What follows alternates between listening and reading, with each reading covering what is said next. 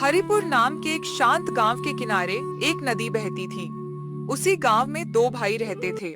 छोटे भाई का नाम रघुवीर था, जिसकी किस्मत ने उससे लगभग सब कुछ छीन लिया था। वह बेहद गरीब था। कुछ साल पहले ही उसकी पत्नी का देहांत हो गया था और तब से रघुवीर के जीवन में दुखों का सिलसिला कभी खत्म नहीं हुआ। उसके छोटे से कच्चे घर में उसका बीमार बेटा अर्जुन, बड़ी बेटी सोनम और छोटी बेटी मीरा उसके साथ रहते थे। अर्जुन पिछले कई महीनों से गंभीर बीमारी से जूझ रहा था। रघुवीर के पास न खेत था न कोई कारोबार। इसी कारण वह अपने बड़े भाई भानु प्रताप के यहाँ मजदूरी करके किसी तरह अपने परिवार का पेट पालता था। दूसरी तरफ भानु प्रताप पूरे इलाके का नामी और अमीर व्यापारी था। उसकी विशाल हवेली किसी महल से कम नहीं थी। नौकर चाकर हर समय उसके इशारे पर दौड़ते थे, लेकिन इतना धन होने के बावजूद उसका दिल बहुत छोटा था। वह घमंडी, लालची और कठोर स्वभाव का इंसान था। हर सुबह सूरज निकलने से पहले रघुवीर उठ जाता। वह अपने बच्चों के लिए जो भी थोड़ा बहुत होता उसे तैयार करता और फिर जल्दी जल्दी भानु प्रताप की हवेली की ओर निकल पड़ता। एक दिन जब वह हवेली पहुंचा तो उसका सामना फिर से अपने भाई के तानों से हुआ। रघुवीर, फिर देर से आया है। हवेली में बहुत काम पड़ा है। भैया, आज थोड़ी देर हो गई। अर्जुन की तबीयत रात भर खराब थी। जल्दी लग जा। आंगन ऐसा साफ होना चाहिए कि चमक उठे। रघुवीर बिना कुछ बोले काम में जुट गया। वह झुक झुक कर पूरे आंगन की सफाई करने लगा। धूप तेज होती गई, पसीना उसके कपड़ों को भिगोता रहा, लेकिन उसने शिकायत का एक शब्द भी नहीं कहा। कुछ देर बाद उसे बगीचे में भेज दिया गया। वह एक एक पौधे को बड़े ध्यान से पानी देने लगा। उसके बाद उसे गोदाम का काम भी सौंप दिया गया। गोदाम का अनाज ध्यान से छांटना। मुझे किसी तरह की लापरवाही पसंद नहीं। मैं पूरी मेहनत से सारा काम पूरा कर दूंगा। घंटों तक रघुवीर गोदाम में बैठा अनाज छांटता रहा। उसकी आंखें थक चुकी थीं, लेकिन उसके मन में सिर्फ अपने बच्चों का चेहरा था। उसे उम्मीद थी कि शायद आज उसे कुछ अच्छा अनाज मिल जाए। शाम ढलने लगी। रघुवीर ने पूरा काम खत्म कर दिया। उसे उम्मीद थी कि मेहनत का अच्छा फल मिलेगा। मेरे बच्चों को आज कुछ अच्छा खाने को मिल जाए, बस यही उम्मीद है। ये ले, आज की मजदूरी। लेकिन हमेशा की तरह उसे टूटे हुए दाने और कूड़े से भरी एक थैली मजदूरी में दे दी गई। उसकी आंखें नम हो गईं, लेकिन उसने कोई शिकायत नहीं की। वह चुपचाप थैली उठाकर घर लौट गया। घर पहुंचते ही उसके बच्चे उसके चारों ओर इकट्ठा हो गए। वे जानना चाहते थे कि आज खाने के लिए क्या आया है। जी, पिताजी, जल्दी पोटली खोलिए। आपने हमारे लिए क्या लाया है? मुझे मिठाई खानी है। पिताजी, क्या सच में मिठाई आई है? मुझे भी दिखाइए। पिताजी, मेरी वजह से आपको बहुत परेशानी होती है। काश मैं जल्दी ठीक हो जाऊं। मैं भी आपकी मदद करना चाहता हूं। बेटियों, चिंता मत करो, भगवान सब ठीक करेगा। रघुवीर ने मुस्कुराने की कोशिश की। वह अपने बच्चों को दुखी नहीं देखना चाहता था। अर्जुन की बीमारी दिन प्रतिदिन बढ़ती जा रही थी, लेकिन फिर भी रघुवीर अपने बच्चों को उम्मीद देना नहीं छोड़ता था। चिंता मत करो, भगवान सब ठीक करेगा।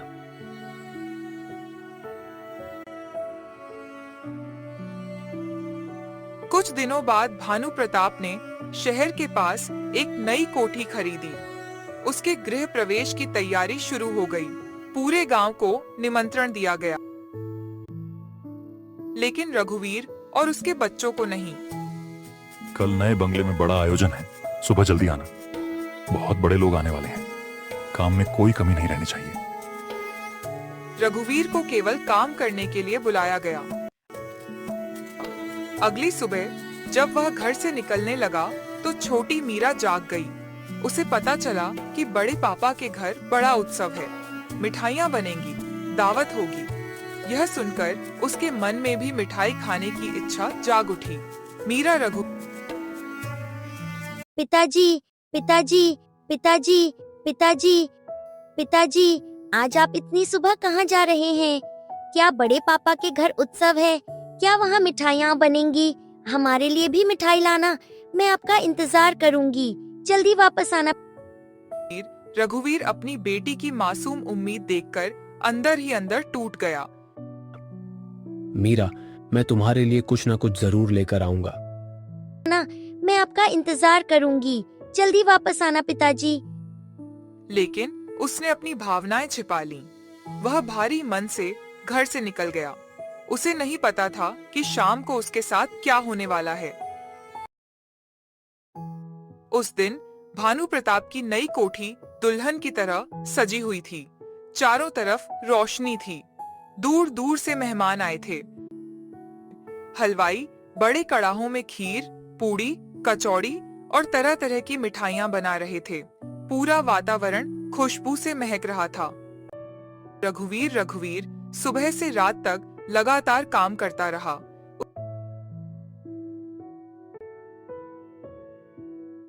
उसने सफाई की, बर्तन धोए, झूठी पत्तलें उठाईं और पूरे आयोजन में बिना रुके मेहनत करता रहा। लेकिन पूरे दिन उसके मन में सिर्फ अपनी बेटी मीरा की बात घूमती रही।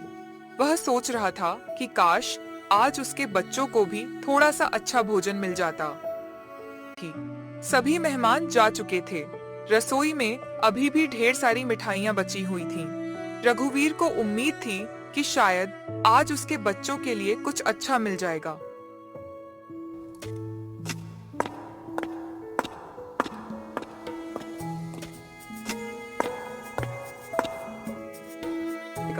लेकिन उसकी उम्मीद फिर टूट गई। ये ले, आज की मजदूरी। वीर उसे मिठाइयों का टूटा हुआ चूरा और बासी खाना पकड़ा दिया गया। रघुवीर कुछ नहीं बोला। उसने पोटली उठाई और अंधेरे रास्ते पर चल पड़ा। घर लौटने का रास्ता घने जंगल से होकर गुजरता था।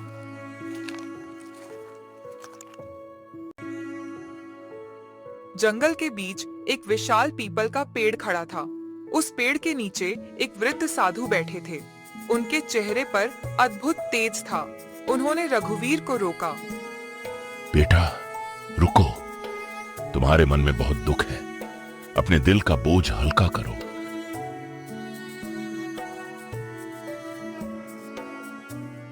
रघुवीर के चेहरे पर वर्षों का दर्द साफ दिखाई दे रहा था।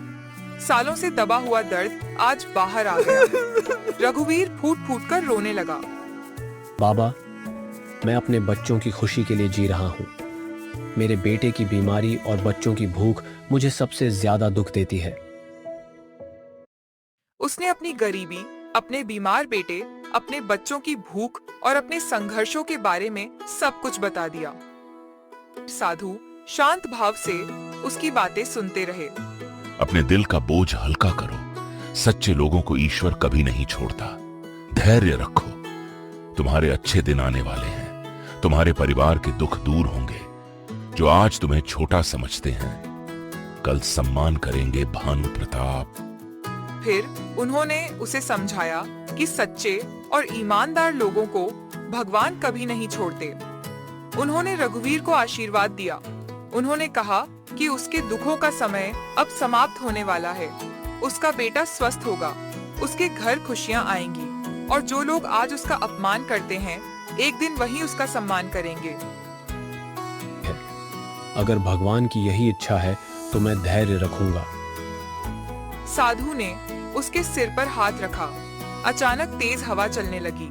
पीपल के पत्ते जोर जोर से हिलने लगे। पूरा वातावरण रहस्यमयी हो गया। रघुवीर ने श्रद्धा से साधु के चरण छुए। फिर वह अपनी पोटली उठाकर घर की ओर चल पड़ा। आज की रात उसकी किस्मत हमेशा के लिए बदलने वाली थी। रघुवीर श्रद्धा से साधु के चरण छूकर अपनी पोटली लेकर घर की ओर चल पड़ा। रात काफी गहरा चुकी थी। जंगल के रास्ते में सन्नाटा पसरा हुआ था। लेकिन उसके मन में साधु के शब्द बार बार गूंज रहे थे। उसे समझ नहीं आ रहा था कि आखिर उस महात्मा ने ऐसा क्यों कहा कि उसके दुखों का समय समाप्त होने वाला है। वह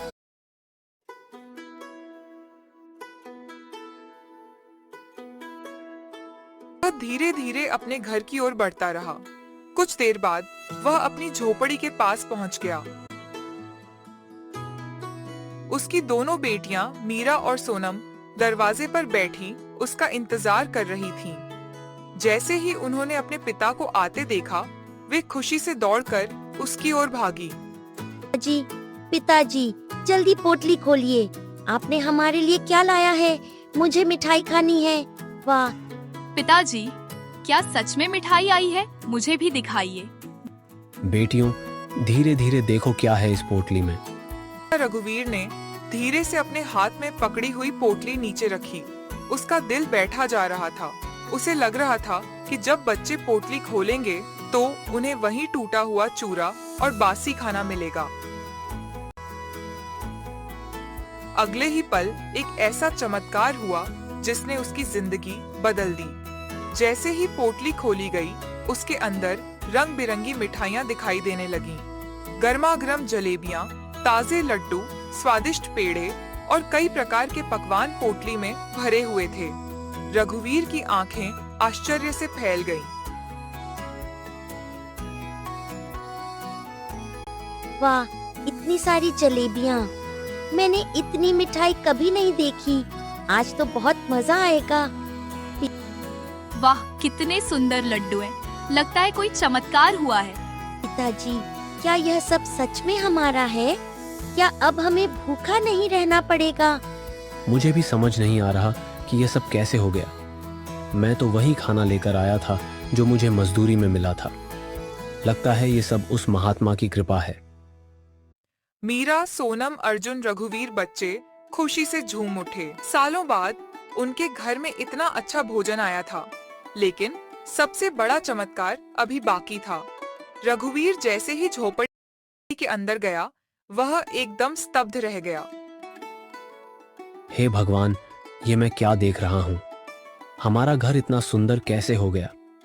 जहाँ कभी टूटी हुई दीवारें थीं, वहाँ अब सुंदर नक्काशीदार दीवारें दिखाई दे रही थीं। जहाँ कभी टपकती हुई छत थी, वहाँ अब भव्य छत चमक रही थी। चारों ओर सोने चांदी के बर्तन रखे हुए थे। अनाज की बोरियां भरी हुई थीं। रत्नों और गहनों की चमक पूरे घर को रोशन कर रही थी। उसी समय उसकी नजर अर्जुन पर पड़ी। जो बेटा महीनों से बीमारी के कारण बिस्तर पर पड़ा रहता था, वह अपने पैरों पर खड़ा था। उसके चेहरे पर मुस्कान थी। उसकी आंखों में नई चमक थी। अर्जुन बेटा, तू सचमुच अपने पैरों पर खड़ा है। मैं आज बहुत खुश हूँ। लगता है भगवान ने हमारी सुन ली। पिताजी, मुझे अब बिल्कुल दर्द नहीं हो रहा। मैं खुद अपने पैरों पर खड़ा हूँ। मुझे बहुत अच्छा महसूस हो रहा है। ऐसा लग रहा है जैसे मैं कभी बीमार था ही नहीं। अब मैं आपकी मदद करूँगा। अब आपको मेरी चिंता नहीं करनी पड़ेगी। मैं पढ़ाई भी करूँगा और काम भी सीखूंगा। आज मैं बहुत खुश हूँ। पिताजी, क्या यह सब सच में हमारा है? क्या अब हमें भूखा नहीं रहना पड़ेगा? भैया भी ठीक हो गए। आज का दिन कितना अच्छा है। लगता है कोई चमत्कार हुआ है। हमारा घर कितना बदल गया है। मैं अपनी आंखों पर विश्वास नहीं कर पा रही हूँ। अर्जुन भैया अब स्वस्थ दिख रहे हैं। भगवान ने हमारी प्रार्थना सुन ली। अब हम सब खुश रहेंगे। बच्चों, अब हमें किसी बात की चिंता नहीं करनी चाहिए, लेकिन हमें कभी घमंड नहीं करना है। ये सब ईश्वर की देन है। हमें हमेशा अच्छे कर्म करने चाहिए। पूरा परिवार खुशी के आंसुओं में डूब गया।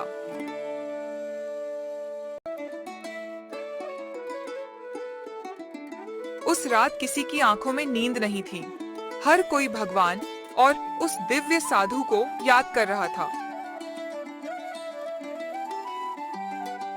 सुबह होते ही पूरे हरिपुर गांव में यह खबर फैल गई। लोग दूर दूर से रघुवीर के घर पहुंचने लगे। हर कोई इस चमत्कार को अपनी आंखों से देखना चाहता था। यह तो बहुत बड़ा चमत्कार है। रघुवीर की किस्मत रातों रात बदल गई। मैंने ऐसा पहले कभी नहीं देखा। लगता है भगवान ने उस पर कृपा कर दी है। सचमुच यह ईश्वर की महिमा है। इतने दुखों के बाद उसे सुख मिला है। भगवान देर से सही लेकिन न्याय जरूर करते हैं। गांव वाला लोग तरह तरह की बातें कर रहे थे। कोई इसे भगवान की कृपा कह रहा था, कोई साधु का आशीर्वाद बता रहा था, लेकिन सच्चाई कोई नहीं जानता था। उधर दूसरी तरफ भानु प्रताप अपनी हवेली में बैठा हुआ था। 3 दिन बीत चुके थे। रघुवीर काम पर नहीं आया था। हवेली के कई काम रुक गए थे। भानु प्रताप बेचैन होकर इधर उधर टहल रहा था। ये रघुवीर आखिर 3 दिनों से आया क्यों नहीं? बिना उसके आधे काम रुक गए हैं। कहीं उसे कुछ हो तो नहीं गया? भानु प्रताप उसने अपने नौकर गोकुल को बुलाया। गोकुल, अभी जाकर पता लगाओ, देखो वह कहाँ है और क्या कर रहा है। जी मालिक, मैं अभी जाकर पता लगाता हूँ। गोकुल तुरंत रघुवीर के घर की ओर निकल पड़ा, लेकिन वहां पहुंचकर उसकी आंखें फटी की फटी रह गईं। हे भगवान, ये मैं क्या देख रहा हूँ? यहाँ तो पूरा महल खड़ा है। ये तो पहले झोपड़ी हुआ करती थी। जहां कभी एक टूटी फूटी झोपड़ी थी, वहां अब एक भव्य हवेली खड़ी थी। चारों ओर सुख और समृद्धि दिखाई दे रही थी। गोकुल तुरंत वापस हवेली की ओर भागा। कुछ देर बाद वह हाँफता हुआ भानु प्रताप के सामने खड़ा था। मालिक, बहुत बड़ा चमत्कार हो गया। रघुवीर अब गरीब नहीं रहा। उसका घर किसी राजा के महल जैसा हो गया है। उसके बेटे की बीमारी भी ठीक हो गई है। पूरा गांव उसी की चर्चा कर रहा है। क्या कहा? उसका घर महल बन गया? ये कैसे संभव है? मुझे अपनी आंखों से देखना होगा। कुल यह सुनकर भानु प्रताप स्तब्ध रह गया। उसे अपने कानों पर विश्वास नहीं हुआ। उसके मन में जिज्ञासा और ईर्ष्या दोनों पैदा हो गईं। वह उसी समय रघुवीर के घर की ओर निकल पड़ा। जब वह वहां पहुंचा तो उसकी आंखें चौंधिया गईं। उसे समझ नहीं आ रहा था कि कुछ ही दिनों में इतना बड़ा बदलाव कैसे आ गया। वह बनावटी मुस्कान के साथ अंदर गया। ताप रघुवीर ने पूरे सम्मान के साथ अपने बड़े भाई का स्वागत किया। भैया, आपका स्वागत है। आइए अंदर बैठिए। रघुवीर, मैं तुम्हारी चिंता कर रहा था। कई दिनों से तुम दिखाई नहीं दिए। मैं बिल्कुल ठीक हूँ। ये सब क्या है? तुम्हारे पास इतना धन कहां से आया? ये महल कैसे बना? मुझे पूरी बात बताओ। जो कुछ हुआ है वह एक चमत्कार से कम नहीं है। उस रात जंगल में मेरी मुलाकात एक दिव्य साधु से हुई थी। मैंने उन्हें अपनी सारी परेशानियां बताई थीं। उन्होंने मुझे आशीर्वाद दिया। उसके बाद मेरी किस्मत बदल गई। क्या सचमुच एक साधु ने तुम्हारी किस्मत बदल दी? ये बात मेरी समझ से बाहर है। क्या? यह सब भगवान और उस साधु की कृपा है। मेरे पास इसका कोई और उत्तर नहीं है। फिर भानु प्रताप ध्यान से सारी बातें सुनता रहा, लेकिन उसके मन में खुशी नहीं थी। उसके मन में लालच पैदा हो चुका था। उसे लगने लगा कि यदि रघुवीर को इतना धन मिल सकता है तो वह उससे भी अधिक धन प्राप्त कर सकता है। उसकी आंखों में ईर्ष्या की आग जलने लगी। वह चुपचाप वहां से वापस लौट गया। रघुवीर की हवेली से लौटने के बाद भी भानु प्रताप के मन को शांति नहीं मिली। रात भर वह अपने कमरे में टहलता रहा। उसकी आंखों के सामने बार बार रघुवीर की आलीशान हवेली घूम रही थी। मैं ये बात बिल्कुल सहन नहीं कर सकता। कल तक जो मेरे यहाँ मजदूरी करता था, आज वह मुझसे ज्यादा अमीर हो गया है। आखिर उसके पास इतना धन आया कहां से? मुझे यह रहस्य जानना ही होगा। उसे अपने छोटे भाई की खुशियां दिखाई नहीं दे रही थीं। उसे सिर्फ सोना दिखाई दे रहा था। उसे सिर्फ धन दिखाई दे रहा था। उसे सिर्फ वह वैभव दिखाई दे रहा था जो अब रघुवीर के पास था। धीरे धीरे उसके मन में लालच की आग और बढ़ने लगी। उधर उसकी पत्नी सावित्री उसके व्यवहार में आए बदलाव को महसूस कर रही थी। वह समझ चुकी थी कि उसके पति के मन में ईर्ष्या जन्म ले चुकी है। सुनिए, दूसरे की खुशी देखकर दुखी नहीं होना चाहिए। रघुवीर ने बहुत कष्ट झेले हैं। भगवान ने उसकी सुन ली। इसमें हमें प्रसन्न होना चाहिए। सावित्री, तुम समझ नहीं रही हो। मैं रघुवीर से बड़ा धनवान बनकर दिखाऊंगा। अगर उसे इतना मिला है तो मुझे उससे कई गुना ज्यादा मिलेगा। लालच इंसान को कभी सुख नहीं देता। हमारे पास पहले से बहुत कुछ है। कृपया अपने मन से ईर्ष्या निकाल दीजिए। धन से ज्यादा जरूरी संतोष होता है। मुझे डर है कि आपका लालच आपको परेशानी में डाल देगा। अभी भी समय है, अपनी सोच बदल लीजिए। भगवान सब देख रहे हैं। अच्छे कर्म ही सच्ची दौलत है। मैं उस साधु के पास जरूर जाऊंगा। पत्नी ने उसे बहुत समझाने की कोशिश की, लेकिन भानु प्रताप अब किसी की सुनने को तैयार नहीं था। उसने मन ही मन तय कर लिया था कि वह किसी भी तरह रघुवीर से अधिक धनवान बनेगा। अगले दिन वह एक नई योजना लेकर रघुवीर की हवेली पहुंचा। उसके चेहरे पर बनावटी उदासी थी। उसकी आंखों में नकली आंसू थे। वह खुद को बहुत दुखी और मजबूर दिखाने की कोशिश कर रहा था। रघुवीर उसे देखकर तुरंत उसके पास पहुंचा। रघुवीर, मुझे माफ कर दो। मेरा कारोबार बर्बाद हो गया है। मैं बहुत बड़ी परेशानी में हूं। मुझे अपने यहां काम दे दो। मैं मेहनत करके खाना खाना चाहता हूं। अब मैं भी वही करूंगा जो तुमने किया था। भैया, आप मेरे बड़े भाई हैं। आपको किसी बात की चिंता करने की जरूरत नहीं है। अगर आपको मदद चाहिए तो मैं हमेशा आपके साथ हूं। ये घर आपका भी है। आप जब चाहें यहां आ सकते हैं। रघुवीर का दिल बहुत साफ था। उसे अपने भाई की बातों पर जरा भी शक नहीं हुआ। उसने तुरंत उसकी मदद करने की बात कही, लेकिन भानु प्रताप का उद्देश्य कुछ और था। वह मदद नहीं चाहता था। वह सिर्फ उस चमत्कार का रास्ता दोहराना चाहता था जिससे रघुवीर की किस्मत बदली थी। अगले दिन से भानु प्रताप रघुवीर के यहाँ आने लगा। रघुवीर ने उसका पूरा सम्मान किया, उसे अच्छा भोजन दिया, आराम करने की जगह दी, लेकिन भानु प्रताप के मन में सिर्फ लालच था। दिन बीतते गए। वह लगातार मौका तलाशता रहा।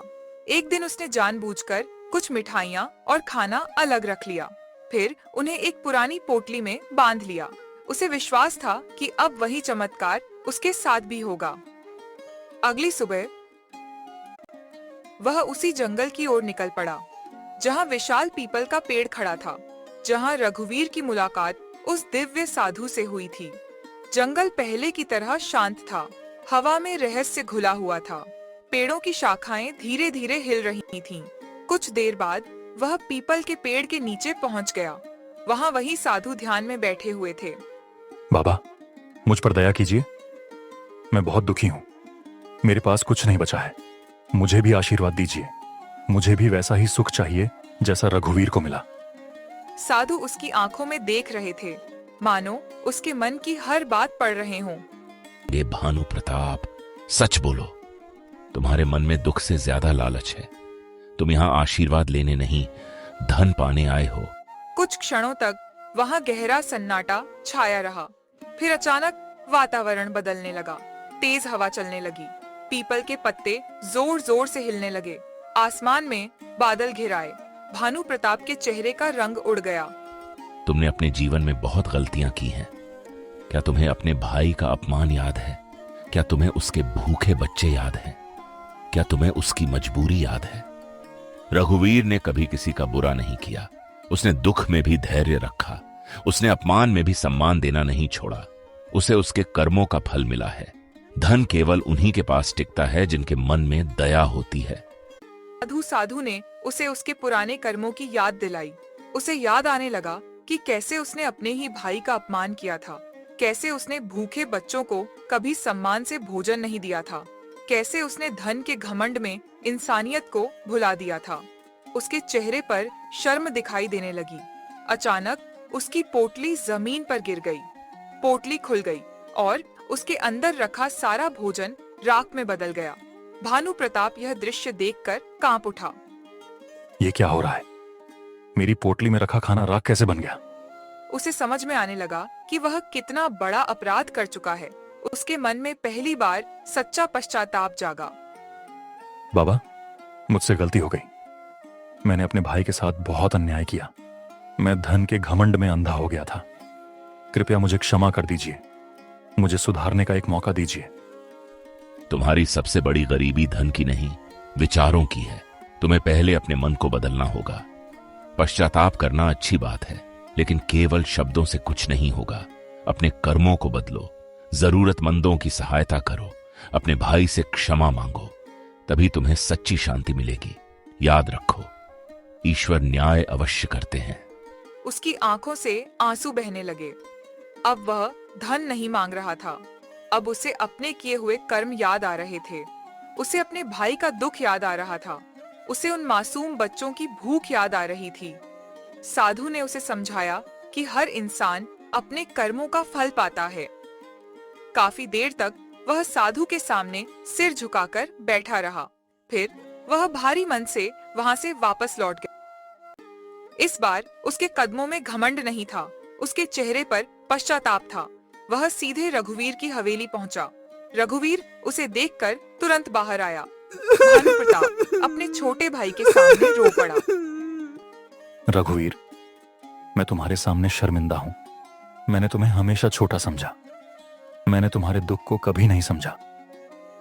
आज मैं अपने के पर पछता रहा हूं। अगर हो सके तो मुझे माफ कर दो। भैया, मुझे आपसे कोई शिकायत नहीं है। जो कुछ हुआ वो भगवान की इच्छा थी। मैंने कभी आपके लिए बुरा नहीं सोचा। आप मेरे अपने हैं। भैया, कृपया अपने आप को दोष मत दीजिए। इंसान से गलती हो जाती है। महत्वपूर्ण यह है कि वह अपनी गलती स्वीकार करे। मैं आपको दिल से माफ करता हूं। रघुवीर ने उसे तुरंत गले लगा लिया। उसके मन में कभी कोई नफरत थी ही नहीं। उसने अपने बड़े भाई को पूरे दिल से माफ कर दिया। मैं वादा करता हूं कि आज के बाद किसी के साथ बुरा व्यवहार नहीं करूंगा। मैं अपना जीवन बदल दूंगा। अब हम मिलकर लोगों की मदद करेंगे। यही सबसे बड़ा पुण्य होगा। रघुवीर और भानु प्रताप फिर से एक परिवार बन गए। दोनों भाई मिलकर गांव के लोगों की मदद करने लगे। उनके घरों में खुशियां लौट आईं।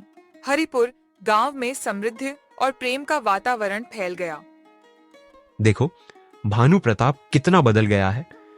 पहले और अब में जमीन आसमान का फर्क है। अब वह लोगों की मदद करता है। सचमुच इंसान बदल सकता है। यह बहुत बड़ी सीख है। रघुवीर का दिल कितना बड़ा है।